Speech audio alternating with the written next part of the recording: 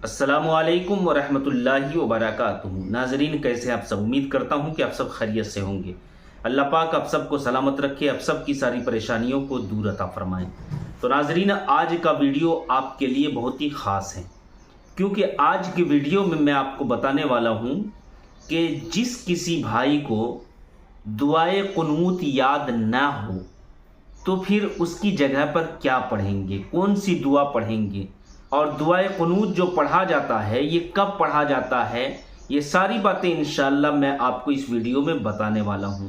گزارش کرتا ہوں کہ ویڈیو کو غور سے سنیں، اچھا لگے تو ویڈیو کو شیئر کریں اور چینل کو سبسکرائب کریں۔ تو ناظرین، آئیے میں آپ کو بتاتا ہوا چلوں کہ عشاء کی نماز جو ہوتی ہے نا، 17 رکعت نماز ہے، ٹھیک ہے۔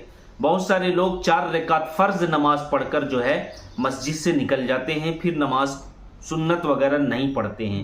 تو میں ان سے گزارش کرتا ہوں کہ پوری نماز پڑھ کر جایا کریں، جتنا پڑھیں گے اتنا آپ کو ثواب ملے گا۔ لیکن اگر آپ پوری نماز نہیں پڑھ پا رہے ہیں تو کم سے کم 9 رکعت تو آپ کو پڑھنا ضروری ہے۔ جی ہاں میرے بھائیو، 9 رکعت کس طریقے سے کہ 4 رکعت فرض، 2 رکعت سنت، پھر اس کے بعد 3 رکعت وتر واجب۔ تو یہ 9 رکعت کا پڑھنا بہت ضروری ہے، نہیں پڑھیں گے تو آپ گنہگار ہو جائیں گے۔ تو عشاء کی نماز یعنی 4 رکعت فرض، اور فرض کے بعد 2 رکعت سنت، اور 2 رکعت سنت کے بعد میں جو ہے 3 رکعت وتر واجب ہوتی ہے۔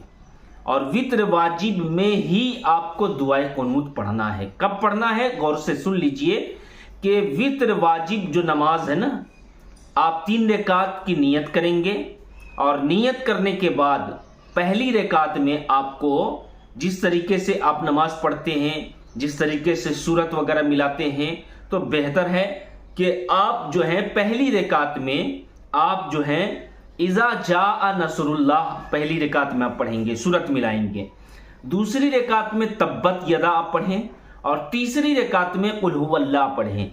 یہ اس لیے میں کہہ رہا ہوں پڑھنے کے لیے کہ آپ جو چاہیں قرآن کی کوئی سی بھی سورت آپ پڑھ سکتے ہیں، لیکن یہ 3 سورت مبارکہ وتر واجب نماز میں اگر آپ اس ترتیب سے پڑھیں گے نا تو انشاءاللہ آپ کے دانت میں کبھی تکلیف نہیں ہوگی، آپ کے دانت میں درد نہیں ہوگا، آپ کا دانت مضبوط رہے گا۔ تو ناظرین، 2 رکعت مکمل کرنے کے بعد جب آپ تیسری رکعت کے لیے کھڑے ہوں تو سورہ فاتحہ پڑھ کر قل هو اللہ پڑھیں گے، اور قل هو اللہ پڑھ کر جو ہے پھر ہاتھ اٹھا کر اللہ اکبر کہتے ہوئے پھر سے آپ کو ہاتھ باندھ لینا ہے، اور اس تکبیر کا نام جو ہے تکبیر قنوت ہے۔ جی سمجھ لیجئے، اس تکبیر کا نام کیا ہے؟ تکبیر قنوت۔ اس کے بعد میں جو ہے اب آپ کو دعائے قنوت پڑھنا ہے۔ دعائے قنوت کیا ہے؟ اللہم انا نستعینک ونستغفرک ونؤمن بک ونتوکل علیک ونثنی علیک الخیر ونشکرک ولا نکفرک ونخلع ونترک من یفجرک اللہم ایاک نعبد ولک نصلی ونسجد والیک نسعی ونحفظ ونرجو رحمتک ونخشى عذابک ان عذابک بالکفار ملحق۔ اب اگر یہ یاد نہیں ہے کسی اسلامی بھائی کو یا ہماری ماں بہنوں کو تو اس کی جگہ پر کیا پڑھیں گے، یہی آپ کو میں بتانا چاہتا ہوں۔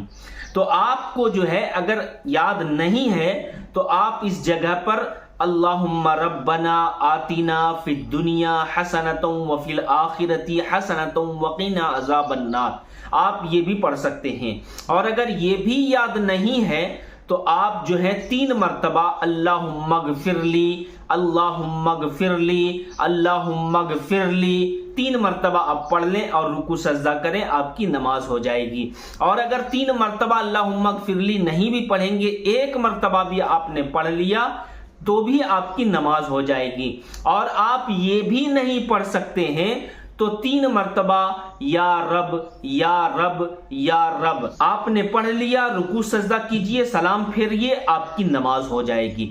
تو ناظرین، یہی بتانے کا ہمارا مقصد تھا کہ اگر جس کو دعائے قنوت یاد نہیں ہے تو یہ جو دعا میں نے بتایا یہ آپ پڑھ سکتے ہیں، لیکن میں آپ سے گزارش کرتا ہوں کہ آپ دعائے قنوت ضرور یاد کریں۔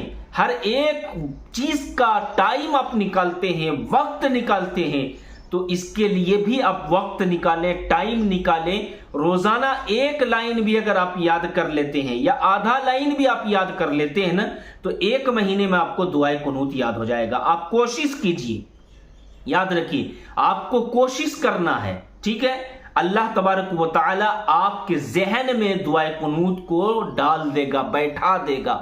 کوشش کرنا آپ کا کام ہے.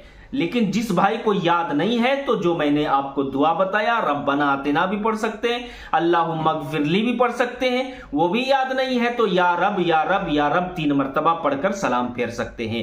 تو ناظرین آپ سے گزارش کرتا ہوں کہ اس ویڈیو کو زیادہ سے زیادہ لوگوں تک شیئر کریں. چینل میں نئے ہیں تو چینل کو ضرور سبسکرائب کریں. السلام علیکم ورحمۃ اللہ وبرکاتہ.